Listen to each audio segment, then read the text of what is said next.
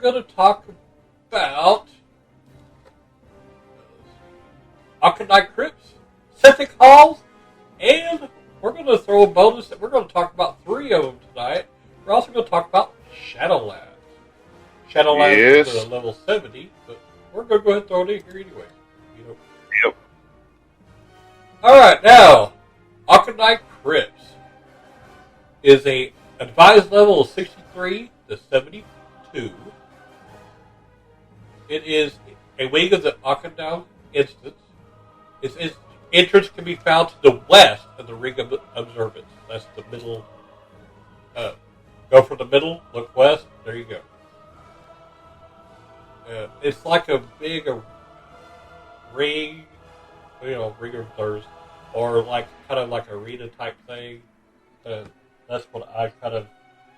Yeah, it's got some pillars around it, kind of like they're kind of leaning. They're like a. But I think pillars. In the middle is the actual what do you call it? Where you summon. Oh, the summoning stone. Summoning stone, yes. It has the summoning stone. And so look, go to the summoning stone, or if you get summoned, look, turn west, and you can run straight to Auchenai Crypts. Now, killing the mobs in Auchenai Crypts gives reputation gains for Lower City through Honored. Once you are past Honored, you gain rep by doing this instant in heroic mode through Exalted. Now, the mobs are mostly humanoid, undead, Draenei, and skeletons. An average pool will consist of 2 or 3 Draenei, with 2 or 4 undead non-elites joining the fight. There are many wandering non-elites undead in this instance, which in many cases can be avoided. And if you pull them, just kill the non-elites first, and then you can move to the elites. Now, the pulls of Auchenai present a unique challenge for a few reasons. All humanoid elite Draenei will spawn a random non-elite ghost Draenei when aggroed, even if the elite has been crowd controlled. Note that by controlling these Draenei as a first strike won't spawn a ghost until the mind control is broken. There's a special type of control in here that is impossible to track. Phasing clerics, soldiers, sorcerers, and stalkers will occasionally spawn at point A, walk to point B, and despawn, only to respawn at point A in the near future. They are now neutral and will not attack unless aggroed first. Now, the bridge prior to the Dead Watcher is full of danger. There are the Raging Souls, invisible, passing ghosts, which will approach the party, show themselves, and begin casting AoE knockback spells. The knockback does no damage on its own, but the walls at the edges of the bridge are frighteningly short. Likewise, the Auchenai monks have a quick whirlwind attack with a small knockback component. While doing anything on the bridge, make sure everybody watches their step. Yep, don't stand next to the edge. And if you got somebody coming at you, try to make it to where when they knock you back, you're going to be knocked back on the bridge and not towards the side of it. Kind of towards the middle. All right. Now that we've talked about kind of the instance there, let's talk about the first boss. That is Sherrock the Dead Watcher. Sherrock the Dead Watcher is an undead floating eye and the first boss of the Auchenai Crypts in Auchendu. He is located at the end of the Bridge of Souls. Sherrock the Dead Watcher was constructed by Exarch Maladar to guard over the fallen Draenei spirits who wander the Auchenai Crypts. This being haunts both the physical and spirit worlds. And he's a big floating eye. He's 66, 71 elite, 76,000 health, 76,000 to 121,000 health. Mana pool's really low, 14,000 to 16,000. He's got some abilities here. Inhibit magic. This aura places a debuff on all players in its range, which increases casting time by 50% per stack. Stacks up to 4 times for a total of plus 200% to cast time. The maximum level of stacking is related to the distance the player stands from the boss. The closer you stand, the higher it stacks. It is possible to get the debuff before entering combat. Casters can and should stand at maximum range to minimize the effect of this debuff. Receiving this debuff will also remove stealth when applied. It also does, and so that right there, inhibit magic is bad news. If you have a plus 200% cast time, you might as well forget it. You're not getting a heal off. I mean, the instant casts are going to cost you some time. Carnivorous Bite. Melee range bleed debuff that is applied on all nearby players roughly every 10 seconds. This can stack if you stay in melee range, dealing considerable damage. He seems to always trigger it right after using Attract Magic, so that everyone getting pulled in will get it before being able to move away. Focus Fire. Sherrock emotes. Sherrock the Dead Watcher focuses energy on whoever. This is actually a raid message, or it's a type message, not an emote, and it only shows up as a text. He places a static, non-targetable beacon under one player. After 3 to 5 seconds, the beacon will explode and emit several pulses of AoE fire damage. This is about 1,650 fire damage per hit in normal mode. This is by far the most dangerous ability, and much of the fight relies on keeping good positioning and quickly reacting to this attack. And then he has one called Attract Magic. Area effect attack that pulls party members close to him like a reverse knockback. The ability is used in normal mode as well as heroic. If you're far away, you're also pulled significantly upwards. If Sherrock is between you and the stairs, you can actually be thrown down them and take significant fall damage. This obviously interrupts casting, and being pulled in will give you the full inhibit magic debuff, which can be tough on healers if he does it multiple times. You can cast instant cast spells while in midair. So kind of a strategy for the fight. It's straightforward, but the party must have room to maneuver. You must fight him on the elevated areas where he spawns after you first enter the Bridge of Souls. Fighting him on the stairs and the bridge will spell disaster in most cases. So you'll want to go up the stairs and fight him up on top of the stairway. So the opening, the main tank should charge Sherrock and either tank him in the middle of the elevated area or pull him over to one of the walls in order to give the rest of the party plenty of room to move. As soon as the tank charges, the rest of the party should move past Sherrock to the large flat area behind him and take up position. All casters should stay at their maximum range and stay spread out to avoid flares below. Sherrock's debuff will affect all casters, so healers will need to put some lead time into their cast. DPS casters should focus on instant to provide consistent damage. Channeled spells are also reportedly affected by this debuff. Melee classes have to deal with the stackable Carnivorous Bite, and it's best to get out of melee range to let it fade if it gets to about 3 stacks. All the while, Sherrock will drop his flare bombs on randomly selected target members, announcing it each time with Sherrock the Dead Watcher focuses energy on you. Text in the center of the screen. These bombs travel to the current location of the target, giving that location a wide berth until the flare explodes. Will mitigate this with the issue. So if you just move away from it when it explodes, you won't take any damage. You will have approximately 3 to 5 seconds to vacate the area after the raid message appears, so ignore accumulated combo points, forget about that skill you were just about to use or that spell you were in the middle of casting, and run. That means get out of the fire. Run away, little girl. Exactly. Strafing away is often the quickest method of leaving the area. One untried strategy includes running behind the abundance along the wall, out of line of sight, which should also disrupt the damage. I don't know if I've tried that. I just move out of the way. Final thoughts.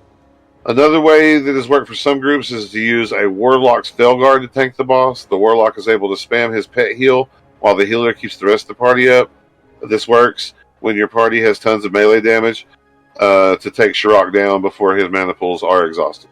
Or before mana pools are exhausted from other people, your teammate. I'm not going to really talk about healing because I just talked about the entire fight. Yeah, it talks about healing, priest healing, druid priest healing, healer, so secondary healing, tanking, DPS. Yeah. Let's not get So into You guys, I mean, I did want to talk about that part of the fight, though, the strategy, just because you guys need to know what he does and a decent strategy for him. Because this is going to be really a check on your melee, a check on your damage as well as your healers. Yeah, if you're a paladin or druid or priest or whatever, you need to study up anyways how to do some of these fights. So definitely look and see, what your job is as a healer on this part. Most definitely. And, therefore taking too, because each take, druid, paladin, warrior, whatever, will probably have a different way of taking this boss.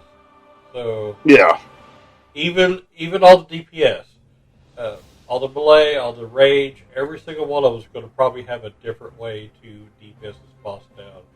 So what one spell might work on one boss, or 90% of the bosses or whatever, might not work on this boss. So you're going to have to read up, and every boss you fight is a good idea to read up what you do anyway. I will tell you on this boss as a healer, Druid is the best healing class for this boss because they have Life Bloom and it's an instant cast ability, and you can make another heal instant cast with Swift Mend. So Druids are really good healers for this boss. I might be biased because I'm a healing Druid, but whatever. Oh, this is why you made a Druid, because this boss, right? Yeah. one of the main reasons I was glad I was a Druid. Yeah. But all right, we're going to talk about some of the loot he drops for normal here. Collar of Command. It's a cloth headpiece with 111 armor, 22 stamina, 23 intellect, 29 spirit, and increases spell power by 35 when you equip it. All of them by the way, 65. Yeah, I was going to say, by the way, all these items you have to be level 65 to use. Plate helmet called Hope Bearer Helm, 827 armor, 30 strength, 19 stamina, 23 agility, red, yellow, and blue socket. 2 mana per 5 if you socket it correctly. Improves hit rating by 13 when equipped. Oculus of the Hidden Eye, that is a trinket. It increases spell power by 33 when equipped. Use: the next opponent you kill within 10 seconds that yields experience or honor will restore 900 mana. I used some of those back in the day. Ravenheart Headdress, a leather headpiece. 208 armor, 22 strength, 24 stamina, 23 intellect, and 16 spirit. 1 red and 2 blue sockets. If you socket it correctly, you get 2 mana per 5. Equipping it will increase spell power by 19. Shard the Lesser is a one-handed sword, 25 stamina. Equipping it increases expertise rating by 14. This guy will also drop about 200 spirit shards. Alright, now Exarch Maladar is the second boss. He is in the last chamber, the Crypt of Remembrance. Originally a proud protector of the Mausoleum Auchenai, the Exarch was the leader of the Auchenai and a leader in the fight against the Burning Legion. After the transformation from Janor to Outland, he and the Auchenai began practicing dark necromancy in an attempt to raise an army to protect the Naru Duor, but was driven mad by the dark magic and the raw power of the recovering Naru. Now, he and the Auchenai turned their backs on their kin, devoted to their preparation for their mysterious end of the world. Now, after beating him, the Naru Duor appears. Now, his abilities and attacks: Summon Dark Side creates Dark Side of the targeted player, a non-elite shadow of the same race that will attack the group. They will most likely aggro the healer immediately, and DPS must kill these off quickly. The Dark Side cannot be polymorphed, feared, shackled, or counterspelled. May be immune to other crowd control measures. However, they can be feared using the Paladin's Turned Evil ability. The player whose soul is stolen by this effect will receive a debuff, decreasing all damage and healing done by that player by 50%. Maladar emotes, audio and text, various quotes when using this ability. So this ability cannot be resisted by using shadow-resistant equipment. So kind of pay attention to what he's saying. And you can read the text if you're not sure what it says. Yeah. Avatar of the Martyr summons an Avatar of the Martyr at 25% health with a mortal strike that hits for around 2,500. His regular melee hit causes about 1,500 damage. Maladar does a specific emote in the audio or text when summoning the Avatar. Rise, my fallen brothers. Take form and fight. Ribbon of Souls. Randomly targets a party member and casts Ribbon of Souls, hitting for around 1,100 shadow damage. And then Blind. Blind's the main tank, similar to a Hunter scatter shot, lasts 2 to 3 seconds. For the duration of this effect, the tank's aggro is wiped, and the Exarch Maladar will go after the person second on his aggro table. And I know I've said this before, but 2 or 3 seconds don't sound like much, but it is a long time in a good fight like this. So. Mm-hmm. Now, the strategy, DPS during this fight should stay aware and focus on killing shadow doubles when they are spawned. Doubles have roughly the same health and abilities as the characters they copy, and will die quickly under a focused attack. At approximately 15 to 20% health, Maladar creates a double of himself with 30,000 hit points. This double has a Mortal Strike ability and can be off-tanked or kited while you kill Maladar. You may also kill the double first, but it will probably be harder for your tank to gain aggro. Maladar will hit players in close range with a shadow attack about 1,000 to 1,200 damage. Shadow resistance will help the tank, but it's not vital. The key point is to kill the shadow doubles and keep them off the healer. The AoE fear can result in your healer being killed if the non-healing party members are all melee. When he fears all of the melee party members, he'll go straight for the healer and likely kill them.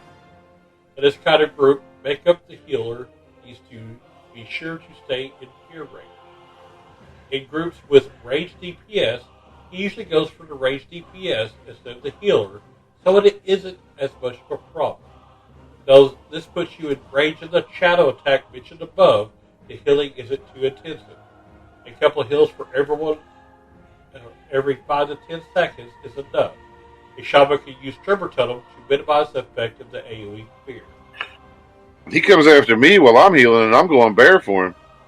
100,000 HP. Come on, come at me. And also, if you only have like one range, just kind of watch. If that range goes down, next time he does that, he's going to go after your healer, so keep your eye up for that. Well, that's when the healer needs to move in and make sure that they're up close so they get feared as well. Yeah. Your healer has to be smart in this fight as well. Yeah. Well, everybody has to be smart. So just because your healer doesn't, keep you out from paying attention, and just because your DPS doesn't keep you out either. So. Yes, it does. In the event that you killed Maladar, but not the double, the Avatar will remain over his corpse. After several minutes, but before the boss's corpse despawns, the Avatar will die automatically. Alternatively, he can be killed by himself upon your return from a ghost run. He does give rep and has a good drop in heroic mode. Using an Ankh or a Soul Stone to resurrect while the Avatar is still there may aggro him. So keep that in mind. Keep that in mind. Now, I'm not going to talk about heroic mode, but there's requests for that, but I'm going to talk about that. All of the loot is level 65 to equip. We'll start off with the leather headpiece called Dark Guard Face Mask. 29 agility, 30 stamina. If you equip it, it increases attack power by 60 and improves hit rating by 20. And then a trinket called Fetish of the Fallen. There you go, that's for you. Yep. Increases attack power by 56. And then if you use it, the next opponent killed within 15 seconds that yields experience or honor will restore 900 health. Then two-headed staff, Iron Staff of Regeneration, 33 stamina, 29 intellect, 35 spirit. If you equip it, it increases spell power by 76. There's a male headpiece called Bok-Nathal Beast Mask. It's 23 agility, 22 stamina, 15 intellect, 2 red sockets, and a yellow socket with a socket bonus of 2 mana per 5 seconds. If you equip it, increases attack power by 44. That is a good mill piece. Yeah, that's a nice mill piece. Wow, that is awesome. Probably has a low drop. It's really good for a shaman. Oh yeah, that's what I was thinking because I played. Yeah. All right, Ring of Exarchs is a ring, of course, with 17 agility, 24 stamina, increases attack power by 34. And then a cloth feet, slippers of serenity. 10 stamina, 22 intellect, 15 spirit, a red and a blue socket, with a socket bonus of +3 resilience rating. And if you equip it, increases spell power by 19.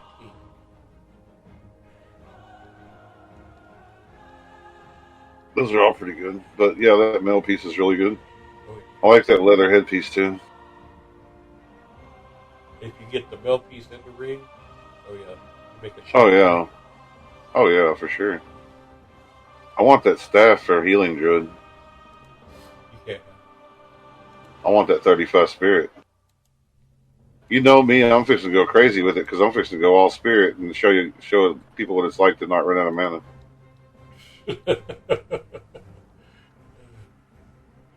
So I think that concludes. No, there's one more. Is there one more? No. Avatar of the Martyred.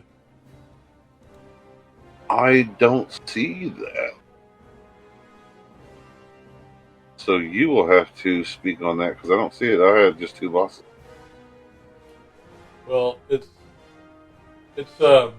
who Exarch Maldar drops during the boss fight. I guess I could go. It's partially mine, I guess. Anyways, all it talks about is his drops because he gets summoned during the fight. Now, Oh, that's right. Yeah. Now this mob spawns on both normal and heroic. It only has drops on heroic difficulty. It doesn't drop any badges or justice nor spirit shards. So it's all heroic, so that's it. Okay. Or the loot is only heroic. Yeah. So there you go. That is it. Alright, now let's jump in to Sethekk Halls. 67 to 69. I'll let you talk about it. Okay. I'm bringing it up. I don't know what's going on. There we go. Alright, so we're going to talk about Sethekk Halls here. Sethekk Halls is a wing of the Auchenai instance. It's geared for 5 level 67 to 69 players, although it will appear in the Dungeon Finder menu for level 65 characters. The entrance is on the east side of the Ring of Observance. It is populated by Renegade Arakoa and led by the insane Talon King Ickis. It should take about 90 to 120 minutes to complete. The history: Auchenai is a former Draenei holy site and horde fortress in the middle of Bone Waste, in Outland's Terakar Forest. It was a holy ground for Draenei burial until the Shadow Council took over, summoned an extremely powerful demon as old as time itself, and destroyed half of Terakar Forest in the process. Different factions now vie for power in this magic spot. Ethereal suck the arcane energy from the mana tombs. The Burning Legion harvests souls inside the Auchenai Crypts. Arakoa's zealots work dark magic in the Sethekk Halls, and the Shadow Council plots its domination of Outland from within the Shadow Labyrinth. Sethekk Halls, we've already talked about that. We know it's the wing. We know where it's at. The Sethekks are renegades who broke away from Skedis at the insistence of Ickis, and Darkweave Sith, and believe themselves to be true servants of the mysterious master of the Arakoa. When Auchendoon exploded due to the summoning of Murmur in the Shadow Labyrinth, Ickis and Scythe led their followers to Auchendoon, believing this to be a sign of their master's return. There they remain, still searching for the master in the temple ruins. So the walkthrough kind of this place, I guess they changed it in one of the patches, but the only remaining serious danger for your party, I guess they're saying, is several enemies can fear party members, and fighting more than 2 groups at once can lead to a wipe. The Shaman's Tremor Totem is of great use here. The Time Loss Controller can cast a Charm Totem to mind control one of your allies. It is therefore of primary importance to kill any Charm Totems that appear, and kill any Time Loss Controllers before they can cast any more Charm Totems. And that is true. Now, you can be assholes like we were, excuse my language, and kill the person that gets charmed because it's just fun. But when you first go in here, don't do that. Yeah, you don't want to do it when you first. If you're like, you're just run it, it gets fun doing that. But. Yeah. And then the final boss of the instance, Talon King Ickis, likes to cast an Arcane Explosion. It is a good idea, but not strictly mandatory to break line of sight to avoid taking damage, since it only hits for about 5,000. And the alert healer, like myself, can keep the groove alive through anything. So, that's kind of an overview of the dungeon, and what to expect. And I guess we will start talking about bosses. Dark Weaver Scythe is the first boss. He is charged by Talon King Ickis with the defense of the Sethekk halls, while the other Arakoa, called the Sethekk, search for their promised god. This enigmatic god is probably the deceased primal god Seth. His abilities: Frost Shock. I guess he's a shaman because he's got a lot of shocks. The Frost Shock deals around 500 600 damage and slows the target. Flame Shock deals 600 to 1000 damage and does a dot. Shadow Shock deals around 5 to 650 damage. Arcane Shock deals around 600 to 800 damage. Chain Lightning deals damage amplifies per player that got hit by it. And Summon Elemental. Darkweaver Scythe summons a wave of 4 elementals when he drops to 90%, 55%, and 15%. Okay, now I remember who this guy is just by that right there. Yeah, the elementals are of 4 different magic types. Now, the fire elemental does a flame shock and flame buffet. Or buffet? Buffet. Direct damage, and with a debuff that increases fire damage done to the target, and it stacks up to 5 times.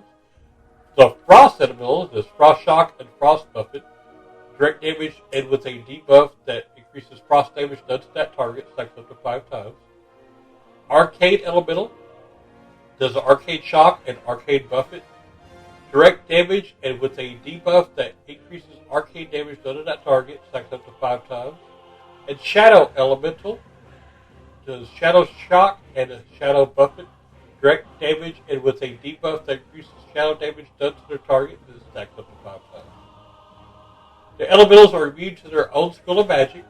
The Shadow Elementals is immune to shadow-based fear and banish, being in its skill of magic. Earth, Fire, and Arcane Elementals are fearable. The Shadow Elemental can be feared by a warrior's intimidating shout, but not by priest or warlock fear effects. Now, strategy.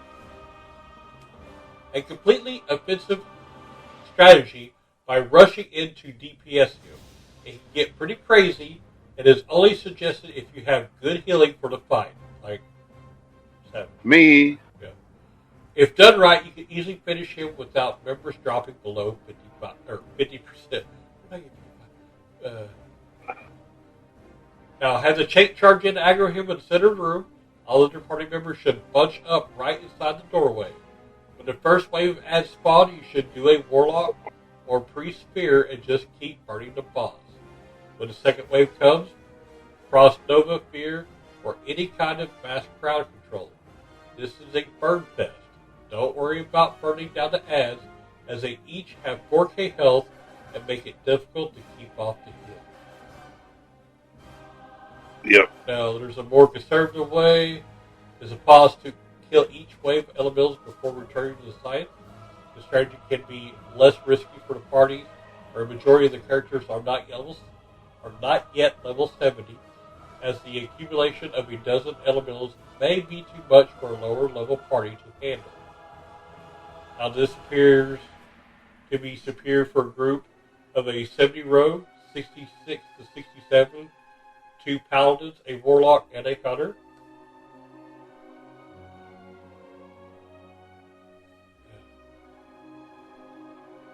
Also for a group of 67 warriors, 68 druid, and 3 68 hunters. Also for 67 warriors. Why am I telling that part's cut?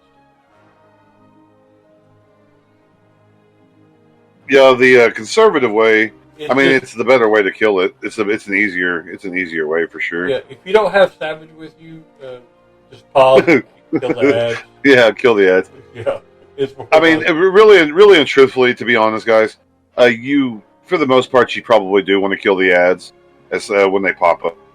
Just burn the elementals down and then go back to the boss. That's probably going to be the easiest way for you. It goes on to explain how if you got a priest healer. Do it disorder, or we're not going to get into every little itty bitty detail of this fight. No. If you know your class, you know how to play it, you know what you need to do. Alright. Now,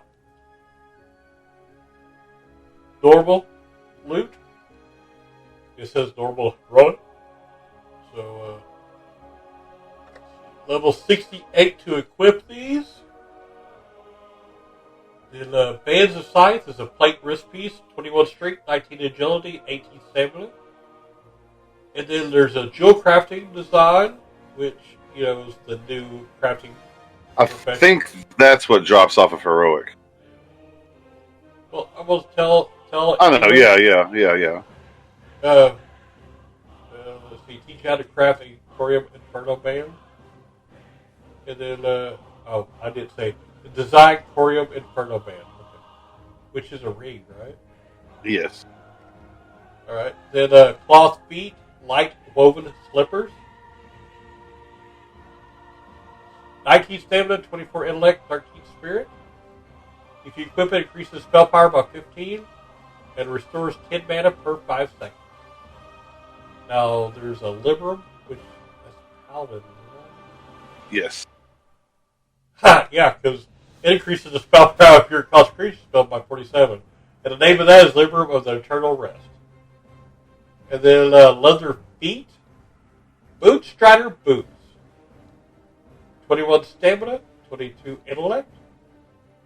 If you equip it, it improves critical strike rating by 20. Increases spell power by 25 and restores 6 mana per 5 seconds. Now there's a thrown weapon called Sethekk Feather Darts.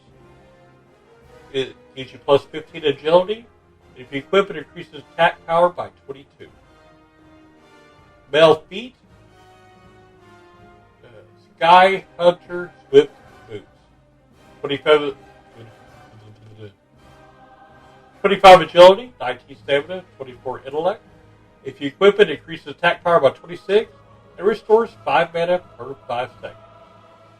And then it has a quest item, Alteric Mask, and then maybe 200 spirit.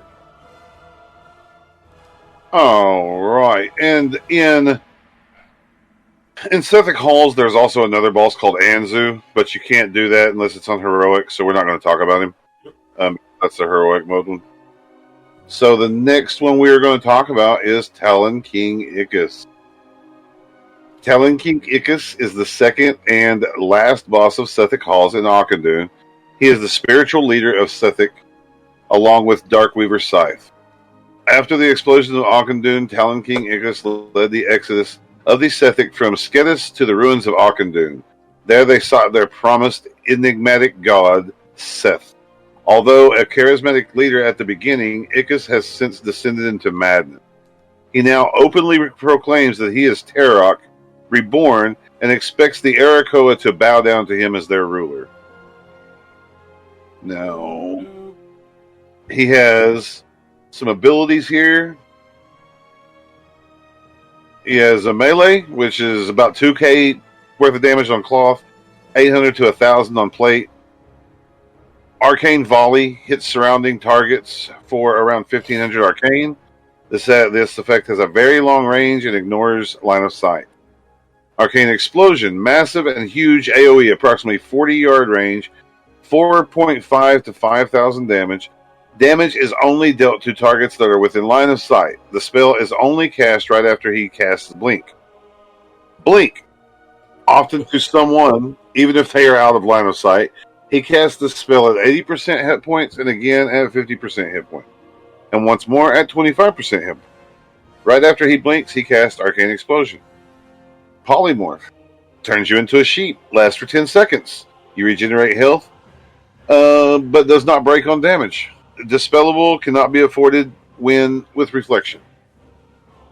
Mana Shield, 10,000 points of physical damage, hit, drain mana instead of health. He casts the spell at 15% hit points and will never recast it again, and it is dispellable. Woohoo. So the strategy, Ickis has low armor, and his melee attacks are fairly weak and can generally be healed through without any difficulty. He has 3 abilities that make the fight more than a typical tank and spank. First, he casts Polymorph with a short duration of about 5 seconds. As a result, a secondary healer is helpful in the fight. As if the only healer is Polymorph, the fight becomes much more difficult, and an unlucky chain following Polymorph can lead to a wipe. The Polymorph is dispellable and has a cast time, but cannot be interrupted. He seems to cast it on the second person on his threat list. And as such, anything your party can do to help with your healer reduce their threat generation will help with preventing a wipe. Second, our periodic Arcane Bolt Volley. It hits all characters and has an infinite range, but can be resisted. A healer that is on top of the situation can usually make this ability trivial. Particularly a priest that casts a prayer of healing immediately after the volley. If possible, Ickis casts the first volley soon after being aggroed. It is recommended that this initial damage is not healed except on the tank until the tank has sufficiently established aggro. Even if you have a good tank, it is still helpful to stick with no more than HOTS on DPS characters until aggro is well established, because they don't want you to be on second on the list and him cast Polymorph. Last and most deadly is his Blink and AoE combo. At various times throughout the fight, Ickis will blink to a random character and begin casting a powerful, uninterruptible AoE blast, generally 4,000 to 5,000 damage, accompanied by an emote that has a range of approximately 30 yards. The damage of this attack can be completely avoided by breaking line of sight, usually done by running around one of the 4 pillars in the room, and can also be resisted. The AoE has an animation and a fairly long casting time, which is crucial to watch for in order to avoid the damage from the attack. Ickis blinks can be to a melee class character and therefore very difficult to avoid the damage from the attack. Therefore difficult to notice. You won't notice when he's casting the blink for a melee character. Ickis never casts his AoE without blinking immediately before it.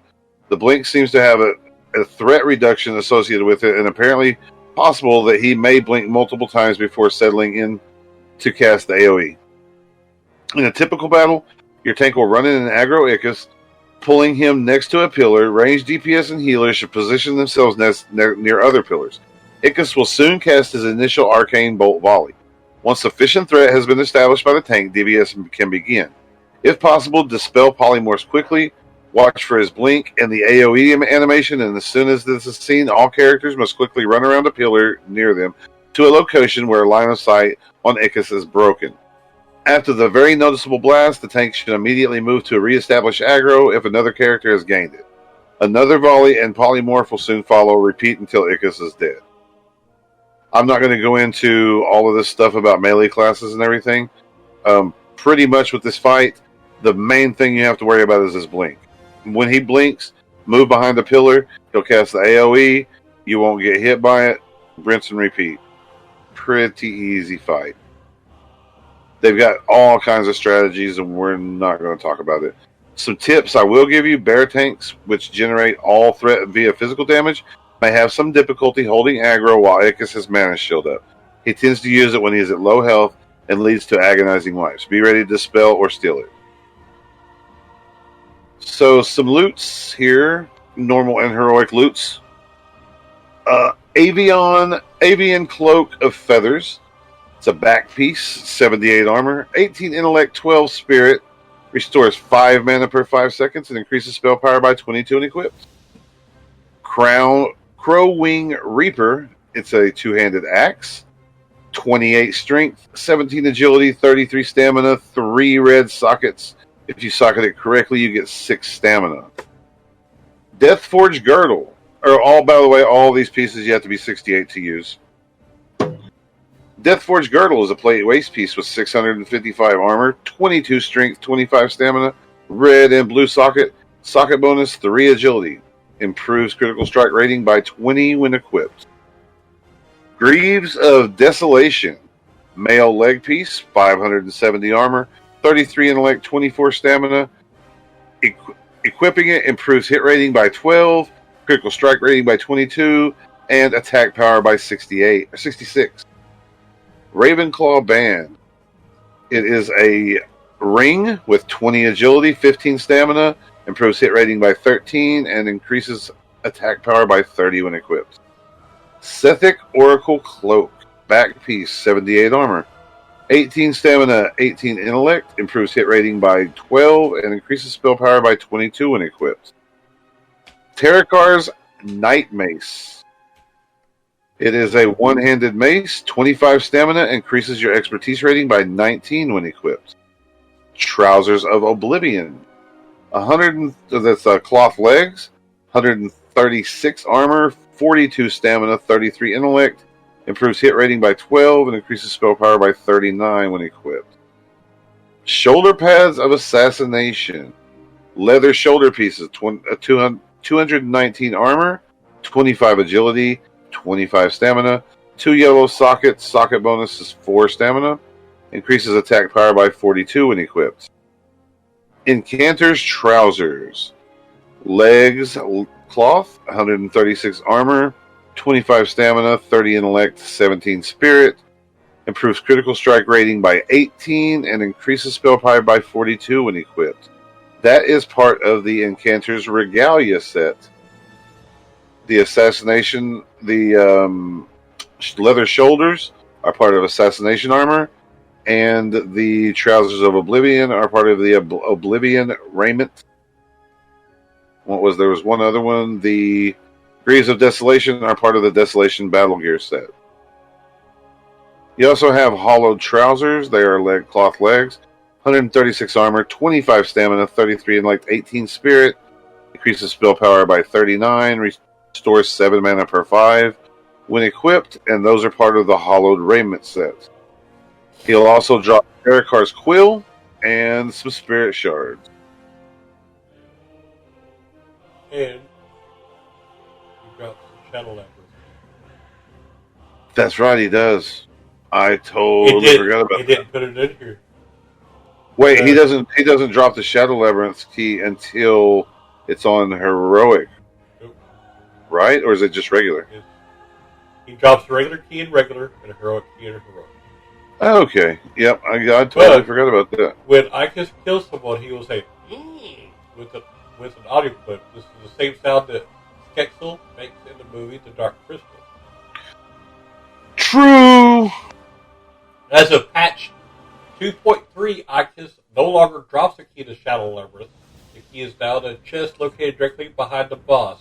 The only reason I am mentioning this because I don't know if they're going to start it off at 2.3 or later or not.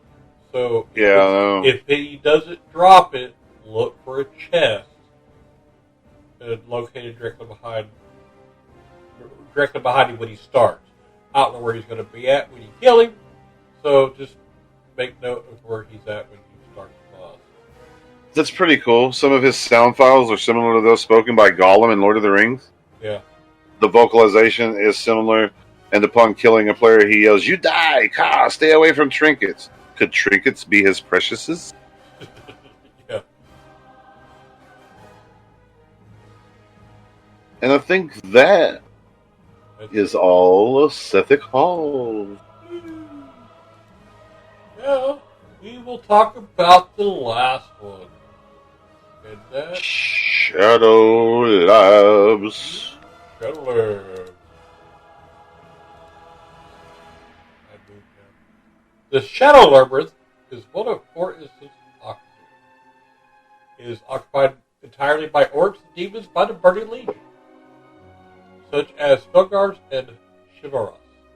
The instance comes to an end with the confrontation against the essence of the sound, or essence of sound. The instance should take about 2 hours plus to complete. Now, access to the instance through the south end of Auchenai is behind a locked door, so entry requires one person in the party to possess the Shadow Labyrinth key, or a rogue with a lockpick skill of 350. The key can be picked up from a box after killing Talon King Icus, who also drops the key. So, like I said, he doesn't drop it, look for the chest. The last boss of Sethekk Halls.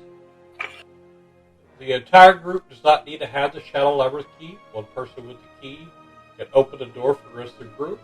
It is also possible for no one in the group to have the key, nor have a rogue. A player outside of the group can open the door, and the group can freely pass through it until it closes.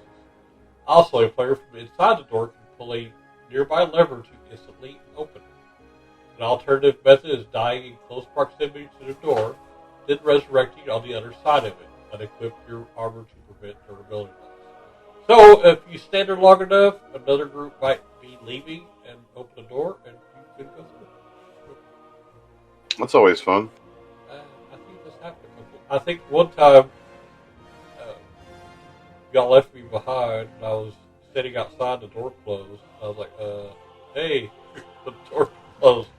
And another group left at that time. Or, no, I think one group went in and unlocked the door. Quite possibly. Yeah. Now, So, normal trash mobs give 12 reputation to lower city per kill, 15 in heroic. Larger mobs such as Bell Overseers and Malicious Instructors give 24, 30 in heroic. All bosses give 120 reputation, 50 in heroic. Average run, killing only the mobs needed to reach the end, gives approximately 2,000 credit. And this is a level 69 to 70 is most advised to run this. yeah. This is pretty much the final wing, I guess you would say, or the final dungeon of this area. It's the highest level one. So, yeah. And the first boss you're going to come across in this crazy place is Ambassador Helmaw. He is the first boss of Shadow Labyrinth in Auchenai. The Cabal feeds prisoners they don't need anymore to him. Attacks and abilities. AoE Fear, 25-second cooldown, 40-yard radius, and it is dispellable. Corrosive Acid, a frontal cone acid spray, lowers armor and does high nature damage over time. It's not dispellable. Need heals to keep it up. Mages, rogues, and paladins can ice block, cloak of shadow, or bubble to get out of it. Strategy. After killing the last of the ritualist, Helmaw will path one time around the room. He will stop where he initially was standing before the last mob was killed, then patrol up and down the northernmost hallway indefinitely. It is best to pull the final ritualist far back to the southern entrance into the room. This will give you all the time you need to prepare for the final boss fight, and it is very important. First, have the main tank face him away from the party to minimize the effect of his corrosive acid. He fears fairly often. If the tank gets feared, he may lose aggro, or the boss will follow him and hit other players with the acid. A priest using fear word can prevent this. A shaman can drop Tremor Totem. Otherwise, the fear effect can be dispelled. Have someone keep track of him, so when there's 5 seconds left on the 25-second timer, the healers can cast a couple of hots on the tank and it can move out of range. Then get back in and dispel if he is affected by fear. A warrior using spell reflection can also avoid the fear. It won't affect the boss, but the warrior won't be either. Warriors can also stance dance, use Berserker stance to avoid fear. Paladins can bubble out. Another method is using a Warlock Spell Hunter with Devour Magic. You can also tank him in the tunnel leading to the room, so healers will not be feared out of line of sight of the tank. And he has some decent loots. He has Dreamwing Helm. By the way, 68 to use all of this stuff.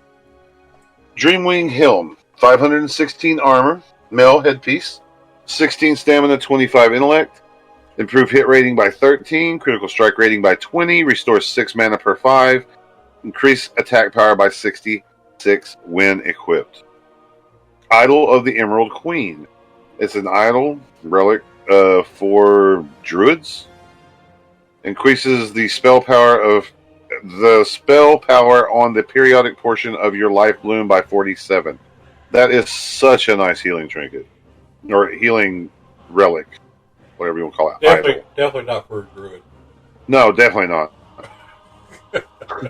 Jaden Fire Gloves of Annihilation are cloth handpiece, 95 armor, 25 stamina, 25 intellect with spell power increased by 32 when equipped. Ornate Boots of the Sanctified. I thought it said Sacrified.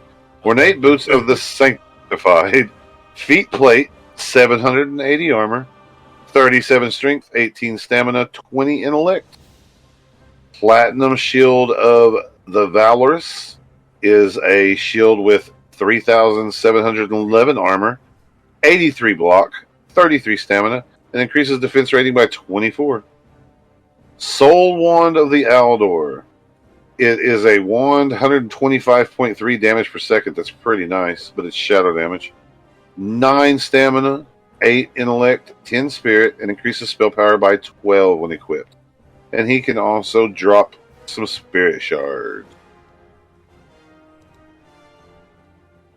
Alright, Blackheart the Insider. But before we move on, I gotta say, these bids are really good. I had to go get me a drink, took a pill, and went, ooh, he's good here. Yeah. You're stealing my mints. Should have left them here. Anyways, now alongside Cho'Gall, Blackheart the Insider was one of the few two-headed ogres within the Shadow Council.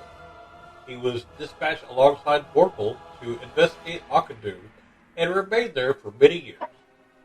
In time, Ner'zhul, Terran Gorfiend, and Kilrog Deadeye fled to Auchenai to take shelter from the pursuing Alliance armies.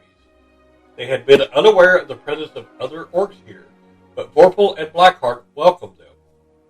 When presented with news of the betrayal of Gul'dan, Vorpal pledged himself to Ner'zhul. When Danath broke into Auchenai to rescue Kurdran, Vorpal and Blackheart fought to stop them, but were beset by Ghost of Dead Draenei.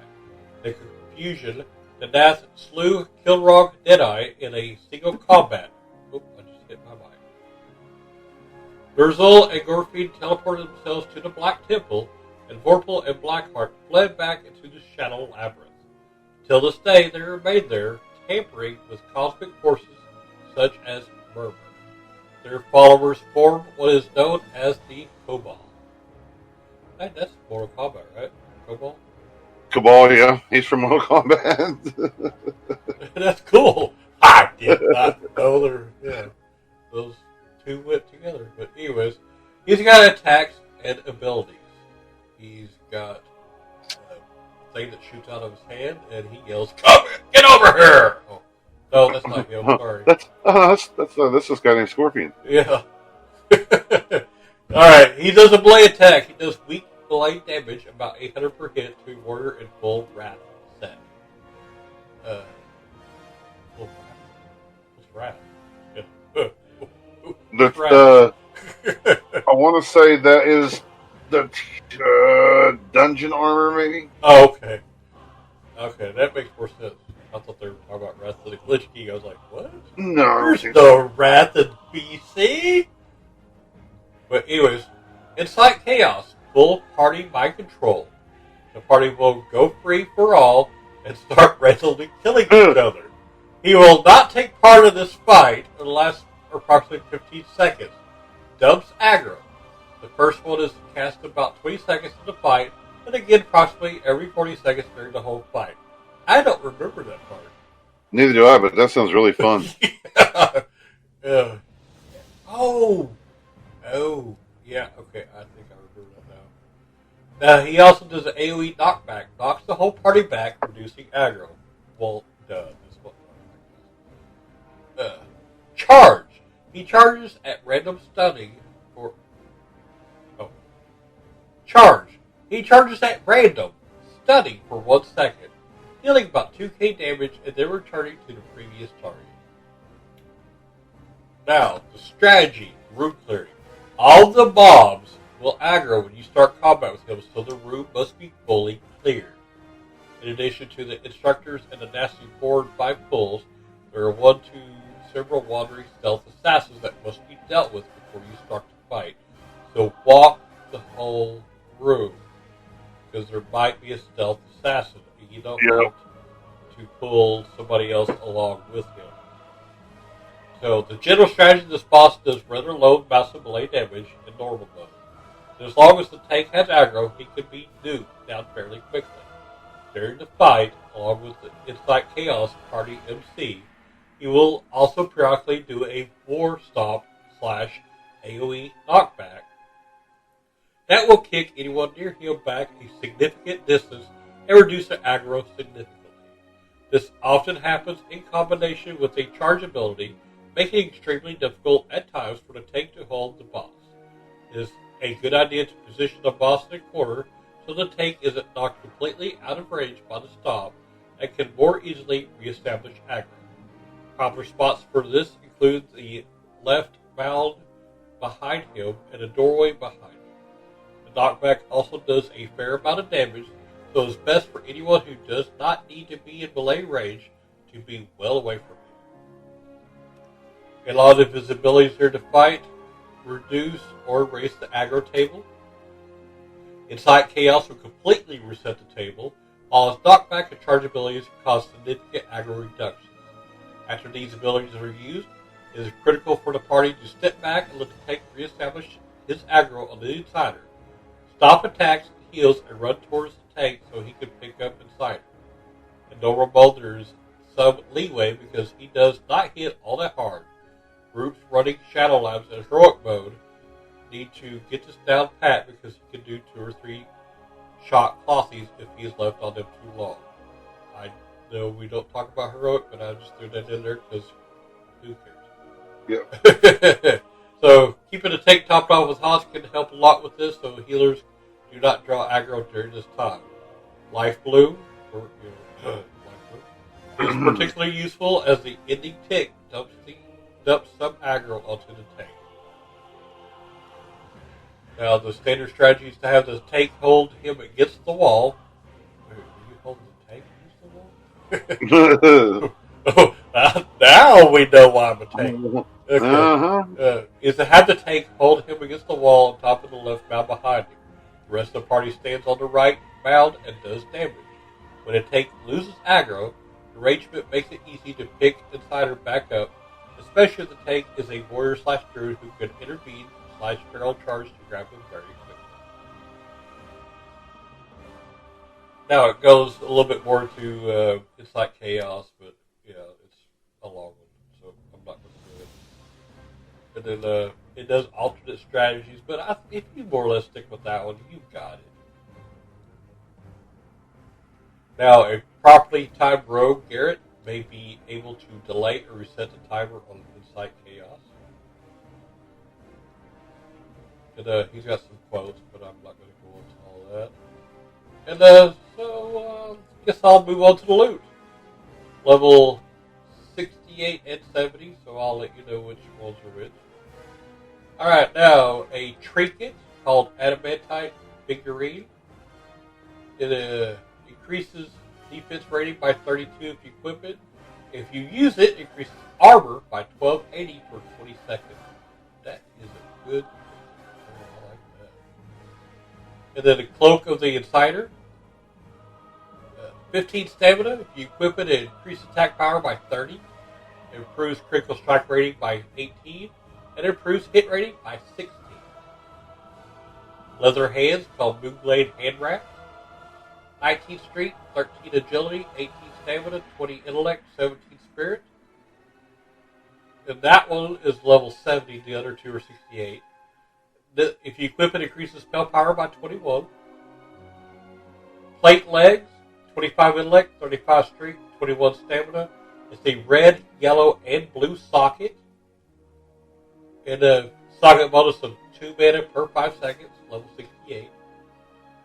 And then a leather working pattern called Stylin' Purple Hat. And then a wand called Wand of the Netherwing. It is plus 19 stamina, level 68, and if you equip it, increases spell power by 16. A neck piece called Brooch of the Heightened Potential.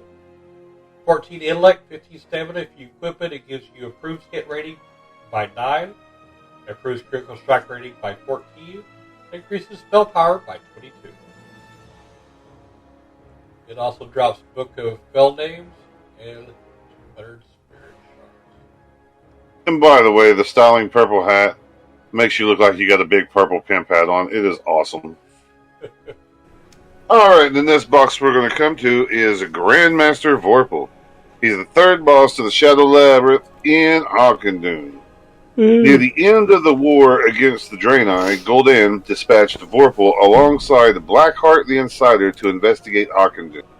After surviving the explosion that destroyed most of Auchenai, they remained there for many years. In time, Ner'zhul, Terran Gorfiend, and Kilrog Deadeye fled to Auchenai to take shelter from the pursuing Alliance armies. They had been unaware of the presence of the orcs here, but Vorpal and Blackheart welcomed them. When presented with the news of the betrayal of Gul'dan, Vorpal pledged himself to Ner'zhul. When Daneth broke into Auchenai to rescue Kurdran, Vorpal and Blackheart fought to stop them, but were beset by ghosts of dead Draenei. In the confusion, Daneth slew Kilrog Deadeye in a single combat. Ner'zhul and Gorfiend teleported themselves to the Black Temple, and Vorpal and Blackheart fled back into the Shadow Labyrinth. Till this day, they remain there, tempering with cosmic forces such as Murmur. Their followers form what is known as the Cabal. By his name, it is guessed that he is the Grand Master of the Shadow Council in Shadow Labyrinth. Now, he has some attacks and abilities. Void Rift and Void Traveler adds. Let's see. I don't like how that's done. I'm just looking here at a few things, guys. Okay, it's going to be kind of weird here to tell you guys, but here's what it is. When Vorpal is pulled, he will open 5 Void Rifts. 1 to the north, 1 to the east, 1 to the west, and 2 to the south. Each Void Rift will slowly spawn Void Travelers or Void Walkers. The Void Travelers move very slowly towards Vorpal and have 2,500 health. Upon reaching Vorpal, they will explode, dealing 1,500 damage in a 10-yard radius, and also heal Vorpal for 4% of his health. Ooh. So, that's actually one of the abilities he does. I guess they're just telling you what happens. So you have to kill those pretty quick. He also has Mass Teleport and Rain of Fire. Draw Shadow, he teleports the whole group and himself on the pedestal he stands on before the pool. Vorpal then casts Rain of Fire, causing 900 fire damage per tick. Shadow Bolt Volley. Vorpal will at times cast a Shadow Bolt Volley, which hits for 1,500 shadow damage in a large radius around Vorpal. Let's see. Here's just one strategy. The most common one. The most common strategy for defeating Grandmaster Vorpal are to stem the flow of Voidwalkers by killing them, to maneuver Vorpal around so that the Voidwalkers never reach him in order to explode, or to burn him before they are numerous enough to cause a problem. Excuse me. Either way, the battle outcome will be dictated by how well the group manages these Voidwalker spawns, as their spawn rate will soon cause the group to be overwhelmed, and the chain of exploding Voidwalkers will quickly kill the party. So you want to kill or delay the Voidwalkers. Since the Voidwalkers have relatively low health and do not aggro or fight anyone, they just keep slowly moving towards Vorpal. One strategy is to have one or more party members kill, slow, or stun spawning voidwalkers before they reach them. With multiple ranged damage dealers, they can be positioned to cover all the spawn points and shift between voidwalkers and Vorpal as needed. For example, one hunter or mage can be stationed north of the platform, another south, and Vorpal tanked at the top of the stairs to one side. Usually this strategy will focus on a particular area where voidwalkers are cleared out during the Rain of Fire phase. This area may have to shift around as voidwalkers will swarm Vorpal, and it might be advisable to tank Vorpal in a more open spot after each teleport. Minimize Vorpal's healing. Reduced healing effects such as Warrior's Mortal Strike, Hunter's Aim Shot, and Rogue's Wound Poison are incredibly useful because they will mitigate most of the healing effect Vorpal receives from the Voidwalker. In the absence of both Mortal Strike and Wound Poison, a Troll Priest's Hex of Weakness will help to reduce this healing somewhat. They also talk about a kiting method, an all-south method, non-kiting methods, just all-out DPS. Some tips and tricks, I guess, for it. When moving out of the Hellfire, move straight north or straight south. If jumping any other direction, you will be in the Rain of Fire for too long or may get caught in the Voidwalker Blast when Vorpal runs by. After a teleport in Rain of Fire, Vorpal will run straight to the tank, provided no one attacks him once he starts running. That's a good one to know. Oh, yeah. Paladin should start with Shadow Resistance Aura if no Priest is available. As soon as you see the animation for the teleport, switch to Fire Resistance Aura. It helps a great deal with healing during the Rain of Fire. Shadow Bolt volleys cannot be bashed, kicked, pummeled, or otherwise interrupted, but a warrior can spell reflect. Vorpal is susceptible to deadly poison and therefore envenom. Voidwalkers are easily soloable, even by pets and lower level players. Rogues that are specialized for backstab make an excellent Voidwalker removal tool. Voidwalkers cannot be kited towards a player. They always move towards Vorpal. Warlocks can banish the Voidwalkers. They can be slowed or snared to buy time to kill them. A Frost Nova after the Draw Shadow can keep Voidwalkers away from Vorpal during the Rain of Fire. If Vorpal runs to a Voidwalker completely while it is stunned by a spell like Cyclone, the Voidwalker will not explode. Oh, cool. Hey, yeah. That's nice. All Voidwalkers will despawn upon Vorpal's death. Shaman Elementals are a valid target for banishing in heroic mode, but that doesn't matter. Okay. So that's pretty much that. What it is, guys, is just stay out of the Rain of Fire and don't let Voidwalkers touch you and you're fine. Kill the Voidwalkers. It's the easiest thing to do. Yeah. Here is the gear, 68 to use, 68 or 70 to use. There's only one piece of gear that's level 70.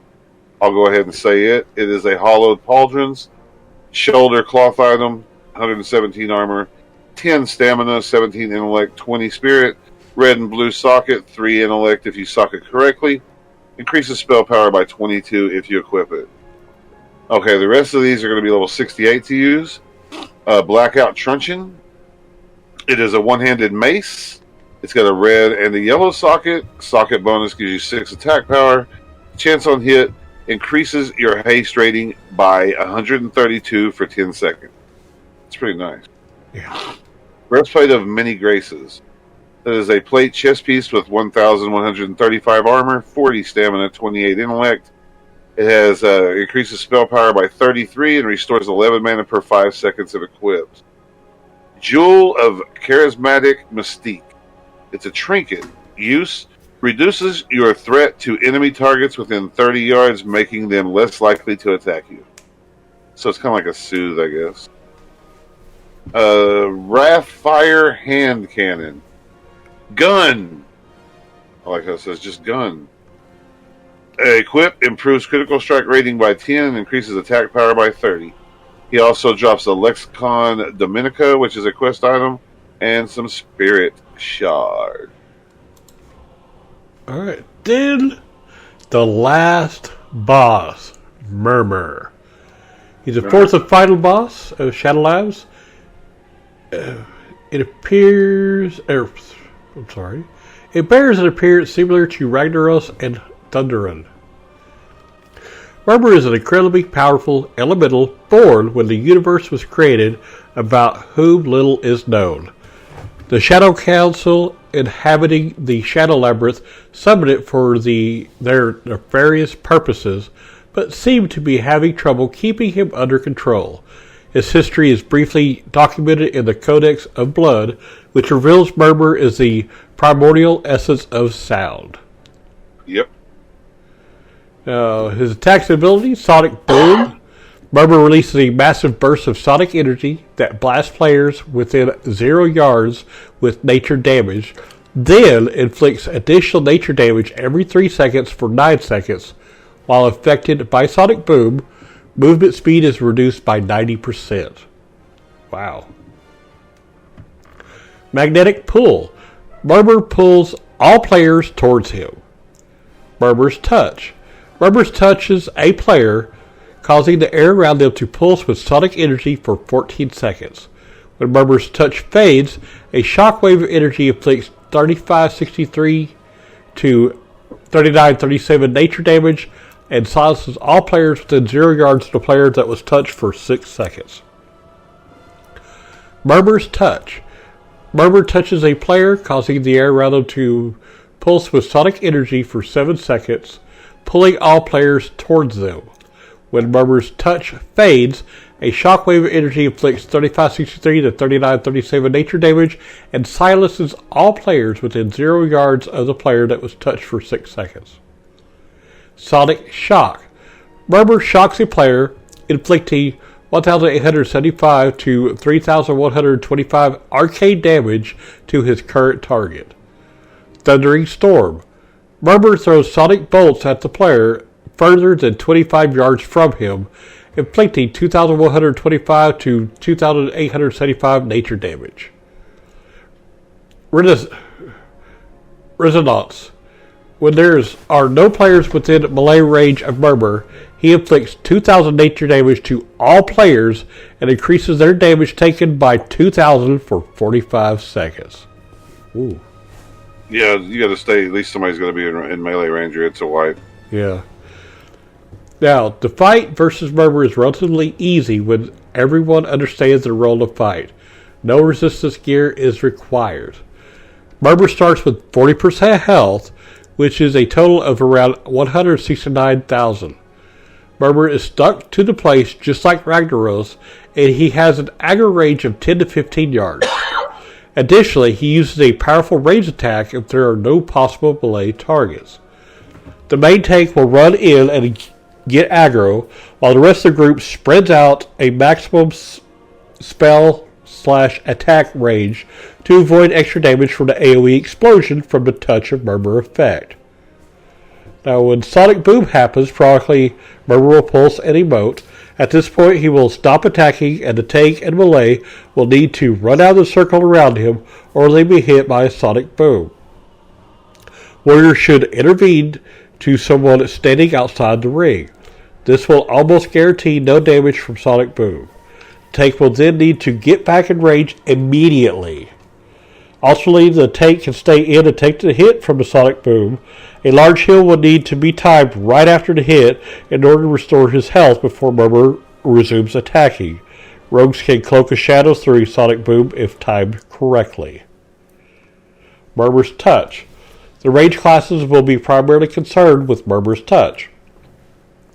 Everyone needs to watch for this debuff and run away from his teammates to avoid damaging and silencing them. Spells such as Divine Shield will prevent damage from occurring to the person with the debuff, but the AoE effect still occurs.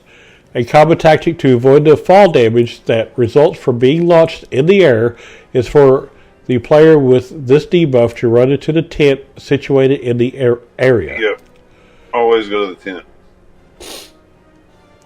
If a healer receives Murmur's Touch, he should watch the countdown timer carefully and make sure the tank is healed to near full before Murmur's Touch goes off.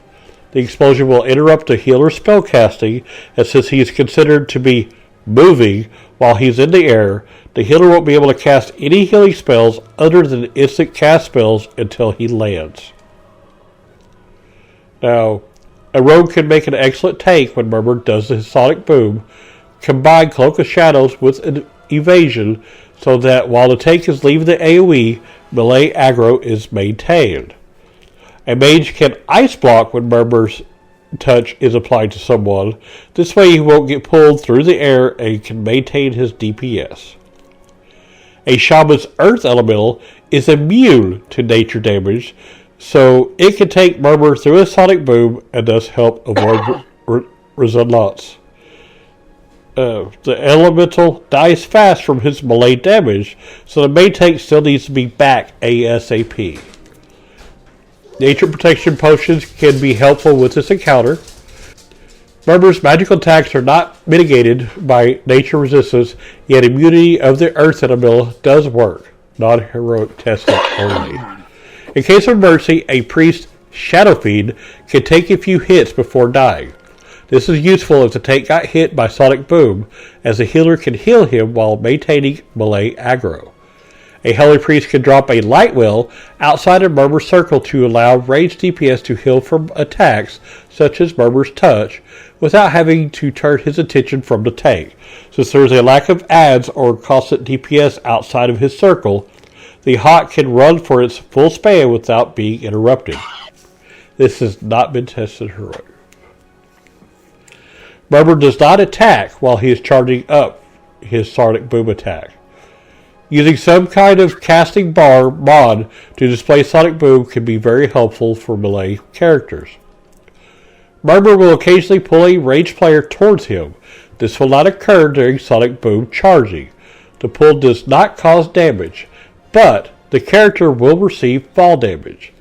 Mages can blink out of this when dropping down again to avoid fall damage. The arcade container for the quest entry into Karazhan is on the left hand side, facing Murmur, and can be reached without aggroing him. This, however, spawns a 70 elite guardian from the container, meaning you will have to carefully watch your range as to not actually aggro Murmur at the same time. The guardian will drop the first key fragment for the quest once killed. He is susceptible to deadly poison and therefore envenom. A paladin tank can put on Divine Shield right before Sonic Boom and keep tanking with the shield on without losing aggro. Murmur can be hit by bleed effects like Rupture. Murmur will trigger Hunter Traps. He is fixed in place, so the trap must be placed directly on top of him. This is not recommended for non-heroic. For ranged DPS, you can hide behind the wooden pillars, placing it between you and Murmur, and you will not get pulled and will not receive any fall damage. This can only be done in non-heroic. And I couldn't remember this fight until I just read that. And I'm like, oh, I know who that is now. Yeah. His weapon seems to be a shockwave truncheon, just like Ragnaros' Sulphurous Hand of Ragnaros. Thunder Aaron's Thunder Fury, Blessed Blade of the Windseeker. Did I just say Thunder Fury? Did somebody just say Thunder Fury, Blessed Blade of the Windseeker? And Ahun's Frost Scythe of Lord Ahun. Now, some of his loot. It says patterned Spell Strike pants for tailors, of course. Yep. And then a main hand sword called Great Sword of Horrid Dreams. It has 41.4 damage per second with 15 stamina, 14 intellect. And if you equip it, it gives improves hit rating by 14, increases spell power by 130. A cloth chest piece called Hallowed Garments. It's got 156 armor with 12 stamina, 26 intellect, and 26 spirit. It's got a red, yellow, and blue socket. If socketed correctly, it gives plus 6 stamina. And it increases spell power by 30. Part of the Hallowed Raiment set. Yep. Bell chest piece, Harness of the Deep Currents. 652 armor with 28 stamina and 30 intellect. It increases spell power by 36, and it restores 10 mana per 5 seconds. Leather legs, called Leggings of Assassination. 256 armor with 40 intellect and 33 stamina. Equip it to improve hit rating by 22 and increases attack power by 44. A cloth chest piece called Robe of Oblivion. 156 armor with 30 stamina, 20 intellect. It's got a red, yellow, blue socket. The socket bonus is plus 6 stamina. If you equip it, increases spell power by 40. A plate shoulder piece, shoulder guards of the Bold. 873 armor with plus 25 strength and stamina. It's got a yellow and blue socket. The socket bonus is plus 3 dodge rating. And if you equip it, increases defense rating by 17. Cloth feet, plus 24 stamina, plus 25 intellect, plus 21 spirit. And I forgot to say the name, which is Silent Slippers of Meditation. And if you equip it, increases spell power by 26. An offhand shield, of course all shields are offhand. Silver Moon Crest Shield. 3,806 armor with 86 block. Gives plus 20 intellect.